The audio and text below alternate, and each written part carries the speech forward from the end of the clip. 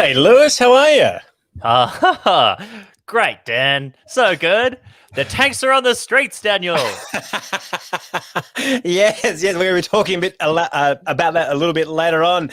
I'm excited. I can't wait. I can't wait for the tanks to roll past my house in Bondi, though I doubt it. We have a Patreon, Lewis, and I tell you what I want. I would love a few more Patreon people to join us because I don't know how you feel about this, Lewis. I want to hire an assistant. Really? Yeah. I know I've said this before, but have you considered paying me at any point? No, I would never pay you. I already pay you, mate. It's called the ABC. I pay you fucking 4 cents a day. So, well, I'd like 5 cents a day. Let's haggle. So please, if you are listening to this and you've been a long-time supporter, we absolutely need a few more dollars in our Patreon. Head to patreon.com/irrational fear so we can hire an assistant. That's going to cost a couple $100 a week. So please get us up, chip in so we can make this a little bit easier. What sort of tasks can they be expected to do, Daniel? I've written out a whole list. I've got a list from graphic design to publishing to putting the videos on the internet to getting the website sorted. There's a whole bunch of things that I need a production assistant for. So please, patreon.com/. I was just thinking of applying just to see if I could, try to make a scratch out of this podcast. You could, yeah. Well, I'm an equal opportunity employer, so I'm happy to get any kind of sex pest as my assistant. I'm recording Irrational Fear on Gadigal land in the Eora Nation. Sovereignty was never ceded. We need a treaty. Let's start the show. Oh, Lewis, you're recording on your end? Just checking. Oh, fuck me. Sorry, give me 2 seconds. Good reminder. Oh, yes, I'm now recording. Apologies. That's okay. I'm recording my end of Irrational Fear on Gadigal land of the Eora Nation. Sovereignty was never ceded. We need a treaty. Let's start the show. Tonight, in the Ben Roberts-Smith defamation case, Ben Roberts-Smith launches another stunning attack on the character of Ben Roberts-Smith. And the New South Wales government is allowing singles in Sydney to nominate a friend to visit their homes in lockdown in what they're calling a singles bubble, which is a much better name than the original Menage a Deux. And anti-vaxxers learned that the true meaning of protests is the virus you spread along the way. It's the 30th of July, 2021, and I hope you've applied for your Perite pesos. This is Irrational Fear. Hello, welcome to Irrational Fear. I'm your host, former Mayor of Easttown, Dan Ilic. Let's meet our fearmongers for tonight. She's one of Australia's most loved comedians who is definitely now a serious actor. From the internet and the FX series Mr. In Between, it's Natalie Tran. Hello, what a generous intro. Thank you, Dan. What is it like being a serious actor now? It's very serious and it's very successful. And it's hard. Yeah, it's difficult. Yeah. I would like you to talk more about the craft, if you could, and also the work and the craft. That's another podcast, Lewis. And our next fearmonger has written for Dolly, Cleo, Bride-to-Be, Vogue, Woman's Day, Elle, Girlfriend Magazine. They haven't shattered the glass ceiling. No, they've polished the glass floor. It's David Smead. Hey, thank you for having me. Welcome to the sealed section. And our final fearmonger has a moustache of a sex pest, but a heart of gold. It's Lewis Hobba. Thank you. The dream, obviously, is to eventually get a mustache of gold, but, until I start making some money somehow, I guess I won't be able to afford it. Well, chip into the Patreon /Irrational Fear. And we can get Lewis as a stretch goal, I think, a moustache of gold. Coming up, we are going to be interviewing the one and only Alan Jones. Believe it or not, yes, he has been dumped from News Corp papers, so we'll talk to him. But first, here is a message from this week's sponsor. Irrational Fear is sponsored by the National Vaccine Rollout. Already, 13% of adults have been vaccinated in just 1 year. At this rate, we'll be ready to open up to the world just in time for the Brisbane Olympics. The National Vaccine Rollout. Good things come to those who wait or live in another country. Yes, this week's first fear. The Army has been called to help New South Wales battle COVID-19. Oh my God, fearmongers. Isn't this what the QAnon people want to happen? Absolutely. I Natalie? love it. I'm here for it. I think if people are going to protest and act like their freedom has been taken away from them, I want to see their freedom be taken away from them.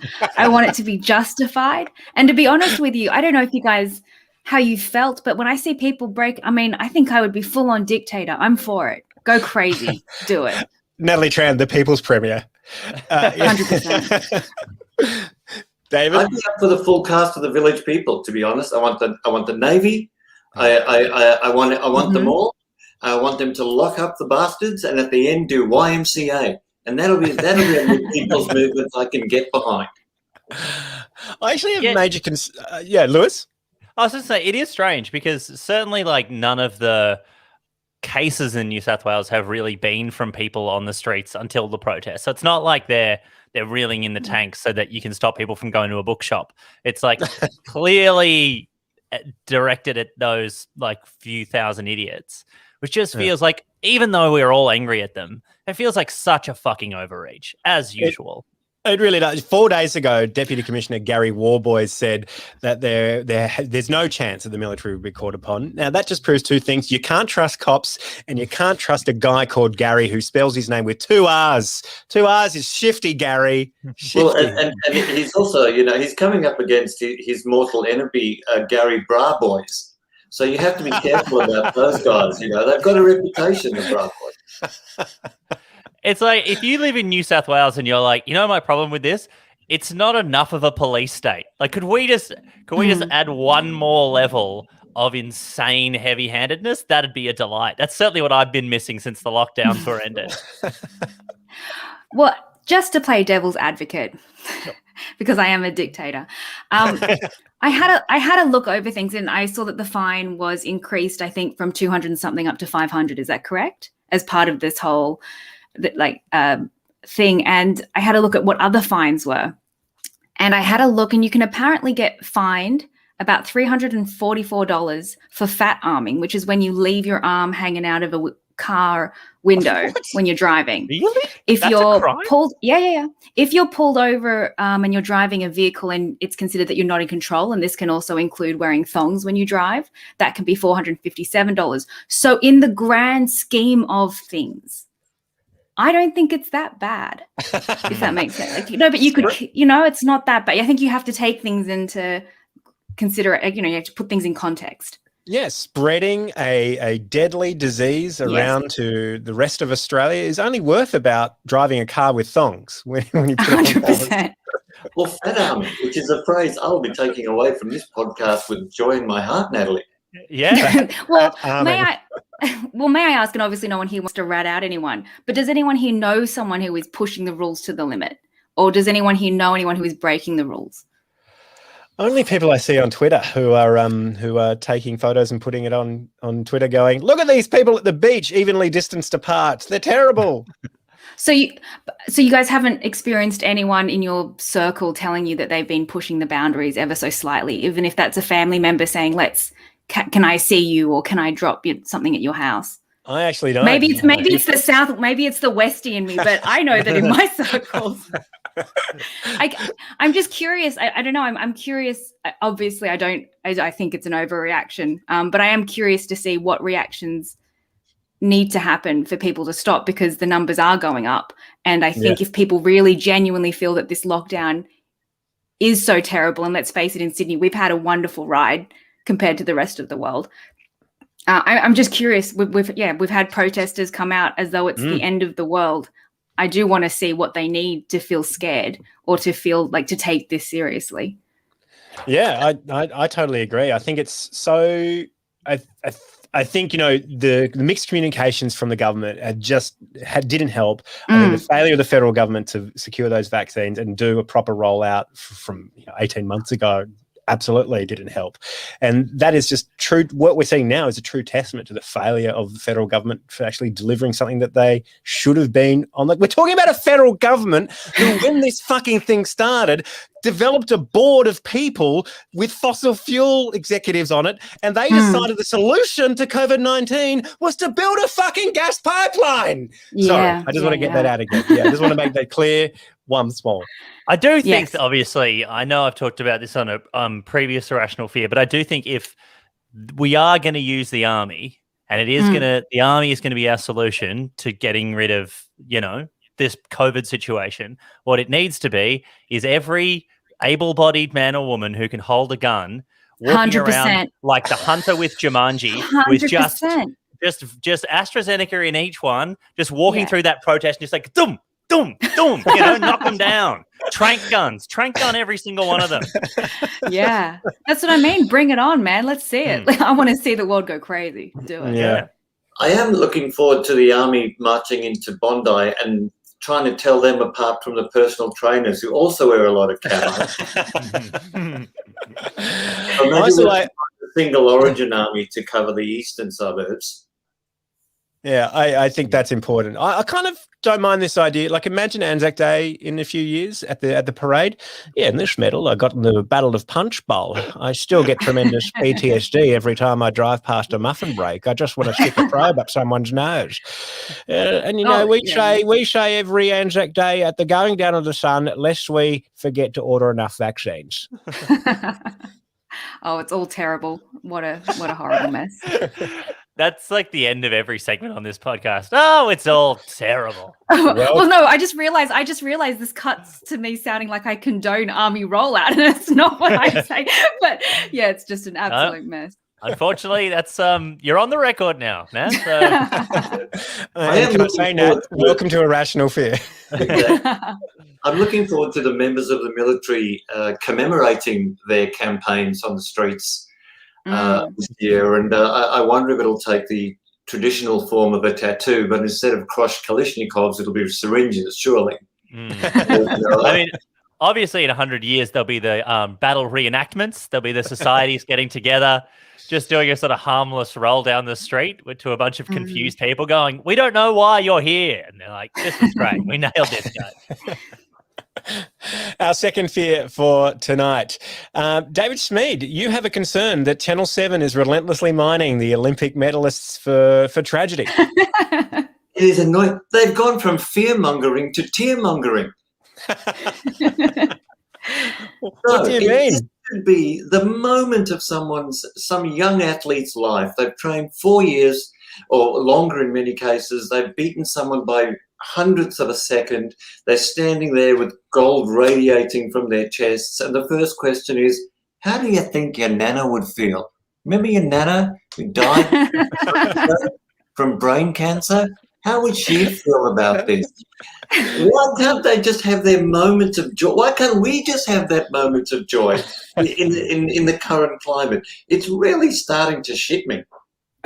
I think it's fair enough. Like, I think it's like, if you're a good commentator, I feel like you want to build that narrative in the lead up. You want to be like, and it's obviously incredible. They train every day. Plus, of course, she lost her nana last year.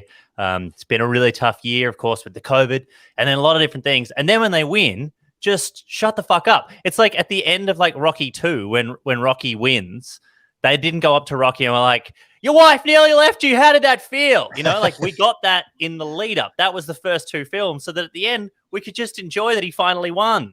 Absolutely. If the writing is strong enough, as you say, you've created a beautiful narrative with a perfect climax to it. It's just like someone walking out of a movie picking holes in the continuity. Dave, I think you're absolutely right. And Lewis, you are too. I think the narrative is very important. And one thing you learn with narrative writing is that you don't want to go too big too early. And which makes me think, what are these commentators going to say when they have to commentate the Paralympics next week? Yeah, absolutely. The condescension, that should be an event in itself. Yeah, I was into that. I was watching the surfing, the first. I watched pretty much all the surfing in the first few days of the Olympics. And Owen Wright, who's the Australian surfer, absolute legend, incredible surfer. And his big story is that he suffered a really bad brain injury when he was surfing in 2015. Never thought he'd surf again. Had to basically teach himself to walk again. Wow. And then, like a few years later, was winning like his first competition back in Australia. Won, and it was one of the greatest moments in my sporting life as a viewer. And obviously, when you like the amount when I was watching him in his first heat, Took him about 20 seconds. And they're like, of course, he's recovering from the brain injury in 2015. I'm like, yeah, all right, got that. But then it was like 5 times the heat. And then it got to the final. And honestly, they didn't even talk about the surfing. They're just like, remember the brain injury. It was 6 years ago. Like, we've covered it. It's been covered. I totally give me a little an amuse-bouche of tragedy. I'm fine with that. With my little palate. But then just give me 7 courses of glory after that. That's what I'm watching for. Natalie, do you think the commentators are going too far with mining tragedy? Oh, guys, I haven't watched any of the Olympics. I mean, Natalie, the dictator, thinks they haven't gone far enough. An interesting point. I don't believe in flags. No, I watched the opening ceremony, and that was about it. You thought they weren't marching in time. You're like, get it together. I was like, it's not sad enough. It's not sad enough. So, yeah. Can I get a goose? I've watched the highlights. I'm so sorry. I'm just not I got it. Yeah, I should watch it. I was watching the opening ceremony too, and I was just wondering, did you see all that tap stuff? I was like, we had tap stuff in our opening ceremony. I was like, just so derivative, so derivative of Sydney 2000. It's so good, and like I was watching it, and I thought, oh, is tap dancing a Japanese? Did I not know that it was tied to Japan? And then my dad called me the next day, and he said, I didn't know tap dancing was Japanese. I was like, I think it is, Dad. I think it's just something that they've done. You're like, I think no, the world. Dad, it was invented in Newcastle with the tap dogs. That sounds right. Doesn't that sound right? Like, doesn't that sound exactly right? I texted one of the tap dogs during the ceremony, and I did text him. I said, "This is very derivative."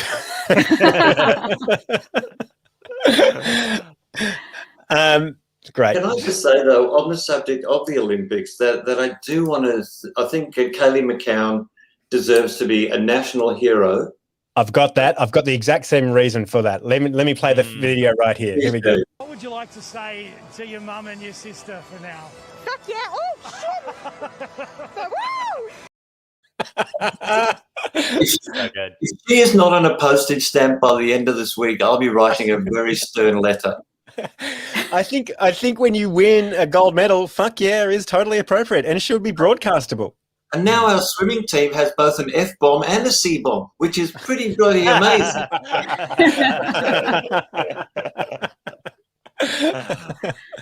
You know, Lewis, when you did like broadcaster training at Triple J, did you learn about like hard fucks and soft fucks? Like, you know, well, obviously, Dan, they don't train you at Triple J. They just let you go and set the wolves upon you. But we do have this thing that, well, it's funny because yes, we were told about hard fucks and soft fucks, but that's in like it's this ephemeral thing where, particularly with songs, there'll be songs that are like "fuck you," "I fucking hope you die," and that is categorized as a hard fuck. Hard fuck. Where if it's like "I fucking love you," it sort of gets considered a soft fuck.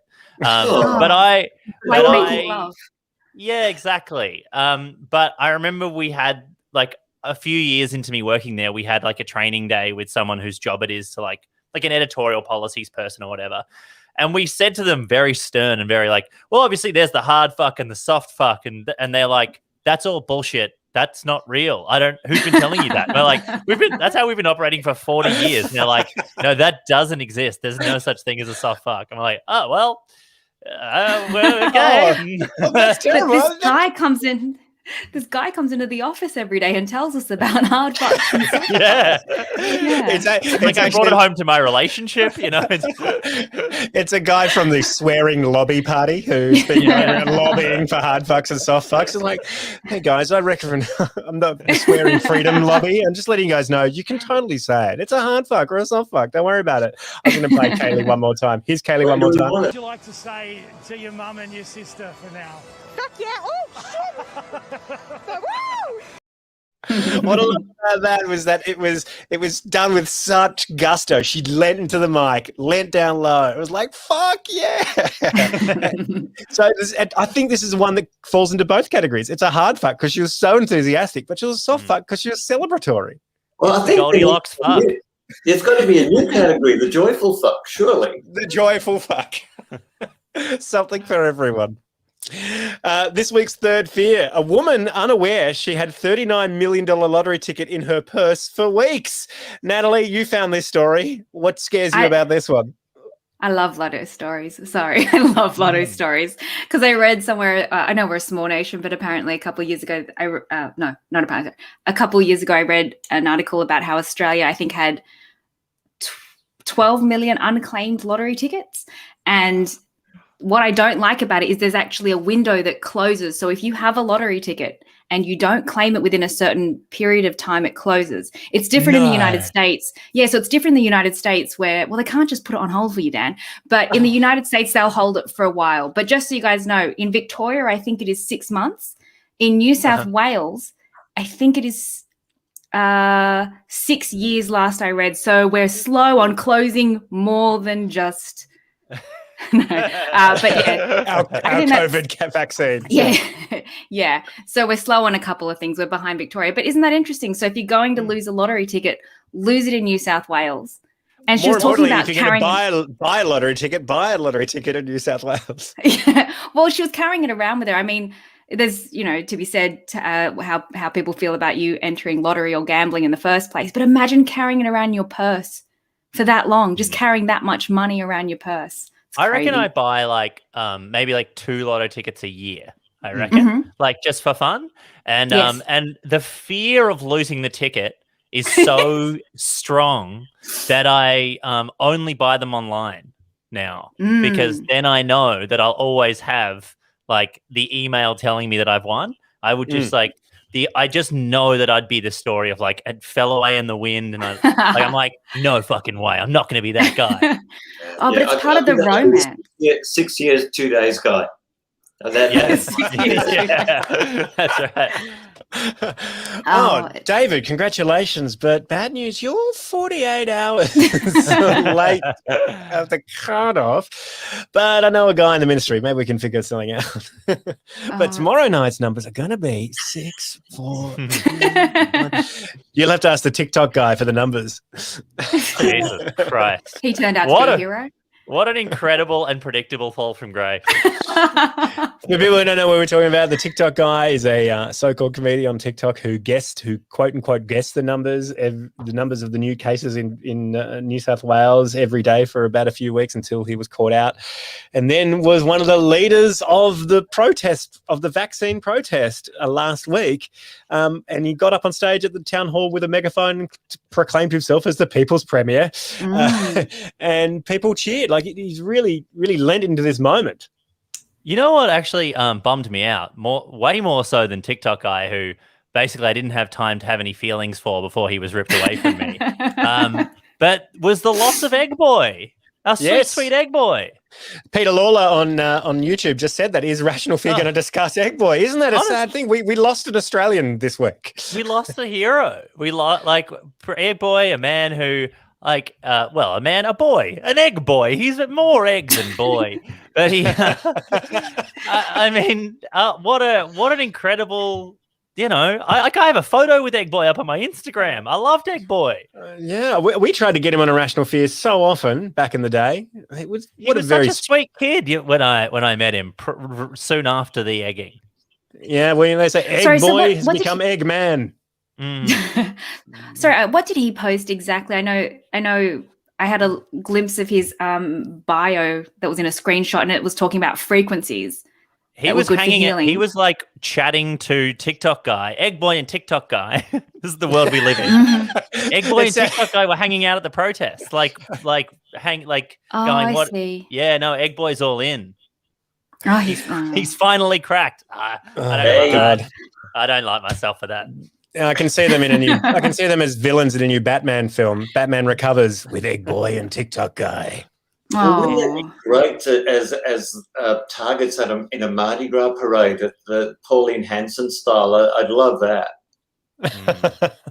Well, I think there's a redemption story here for Egg Boy. I think Egg Boy's still kind of well liked, and probably TikTok guy too. They just need to get to a point where they can redeem themselves again, and then the narrative will change again. No one's into that. No one's into that. All right. So, folks, if you can get your script that I sent you for Alan Jones. eh? Yeah. You should have it too. In the stories email, Lewis. 1 second. Scripty. Oh, yes, here we go. Oh, sorry. I'm just looking at the comments, and Tim has written he was doubting the rapid testing. But I also agree with Tim's comment as well that Egg Boy is a kid and he's allowed to be dumb. I think that's true. I think that is absolutely true. That's why I was talking about redemption. He's 21. I think there's enough time for Egg Boy to kind of right his wrongs. Yeah, and I actually forgive people, especially during lockdown periods, and especially people who come to fame online. So they spend a lot of time online, that they fall into rabbit holes. I think that's very understandable. Did you fall into any rabbit holes when you were growing up online, Natalie? Deep into rabbit holes. How she became the dictator we see before us. It's me, Egg Boy, and TikTok guy. And we hang out every week. It's great. The three musketeers. I'm so pro army. I'm pro everything. I'm here for it. I've fallen into the rabbit hole, and it's a bit mean, but I do love watching people, deniers of the science, struggling to say epidemiologist. And it just brings me such Schadenfreude joy. I cannot find a word for it. The Germans must have one. I hope they do. All right. Have you got your Alan Jones script up there? Yep. Okay, great. Cool. I've given you all lines. Great.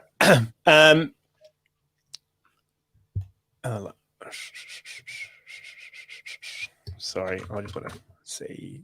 Lewis, did I give you the intro line? You did not. Well, it just says, "Good morning, Alan. Welcome to Rational Fear." I'm happy to do it. Oh, okay, cool. Here we go. Do you want me to add anything more to that? Oh, yeah. Can you just say something like, I don't know if you saw this, but Alan Jones has been booted off News Corp papers. We've got him on the line now. Yeah. The next big story, obviously, is that Alan Jones has been kicked off his Daily Telegraph column after a long time. Still has his Sky News show, of course, but we're thrilled that now it's freed up a little bit more time for him to join us on Irrational Fear once again. G'day, Alan. Welcome to Irrational Fear. Good morning, everyone. It's good to be with you. I was wondering what you say about News Corp's decision to drop your columns from their papers. Well, can I just say it's disgusting. It's exactly why people have lost trust. Sorry. Can I just say this is disgusting? This is exactly why more people trust those insolent yahoos at Irrational Fear than the Daily Telegraph. Well, I mean, to be fair, that's been happening for a long time while you were printed by them. I know, it's disgusting that I'm now on Irrational Fears podcast and I'm not getting paid. The editor of the Daily Telegraph said that you're no longer resonating with readers. Sorry. Sorry, that was it. Oh, that was the. Sorry, let me go again. Well, I can absolutely confirm that they're no longer publishing my column, but I categorically deny that I wasn't resonating with readers. For starters, the Daily Telegraph was printing in such small text, no one can read that properly without a magnifying glass. And we all know that the people who buy the Daily Telegraph can't read. So calling them readers in the first place is like calling the septuagenarians who watch the ABC viewers. We all know they should be called latte dribblers. If the Daily Telegraph just made the text bigger and more colourful, it would resonate. Like those other stories they have about the 60 months interest-free on bedding, electrical and furniture from Harvey Norman. Go, Harvey! Or like on Sky News. Precisely. I say something, then a child with a journalism degree who couldn't get a job in journalism summarises it and puts it in big font and underneath my carefully curated pocket square. Oh, best dressed man in television.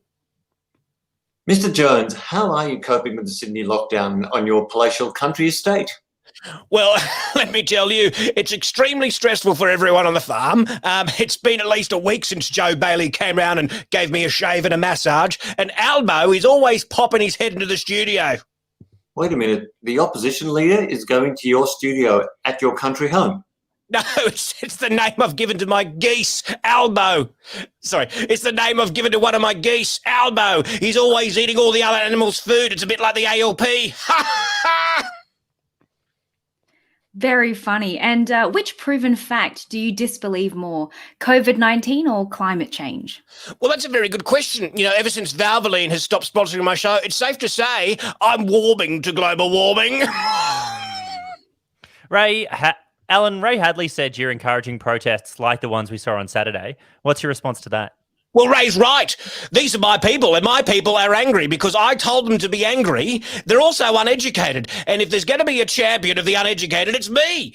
Ray also said half of what I said is very well researched, and half of it isn't, and that's by design. Two wrongs don't make a right. But if I'm wrong, I'm a big enough man to admit it. If ACMA and a panel of Supreme Court judges compel me to. Have you had your AstraZeneca? AZ? No, thank you. It's poison. I, however, am booked in to get my first jab of AC. AC? Anthony Clear is releasing a new lockdown playlist on Spotify. I've asked my sister to record it on cassette, and I'm going to sit down with Albo and listen to it. Both sides, A and B, of AC. Oh, a jab of Anthony Clear is the best medicine that this country needs right now.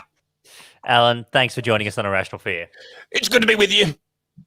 Oh, sorry, guys. I just noticed. I think Dan's been on mute this whole time. Dan, I couldn't hear you asking any questions. Oh, that's okay. You guys did a really good job. It's really good. All right, great. Very good. Here we go. Well, that is it for Irrational Fear. A big thank you to all of our guests tonight, Natalie Tran, David Schmidt, Lewis Hobba. Do you guys have anything to plug? Natalie, do you want to plug anything? Yeah, I've got a podcast called This American Life. It's a small one, but if you guys check it out, I'd really appreciate that. David Smith. Not a plug, but I would love to give a shout out to the staff at the Chris O'Brien Lifehouse working on the front lines and helping people through cancer at this incredibly tough time. You guys are the true heroes. Dave, well, Jesus, let me do mine again. Oh, God. Go first, mate. David, you go first if you're going to do that. That's just. And so, David, you had cancer 4 years ago. How does it feel now to be on Irrational Fear? How does it feel now, Natalie? I am fully recovered, and thanks to the people I just mentioned. Sorry, should have said it earlier. You never know when to walk in with the cancer stuff, so that's the problem. Lewis, do you want to plug anything? No, I'm on a little break from my other work right now, and I literally am doing nothing. Literally nothing. What an absolute delight. Sure, if that's what you want to call it, let's call it a delight. I'm losing my mind.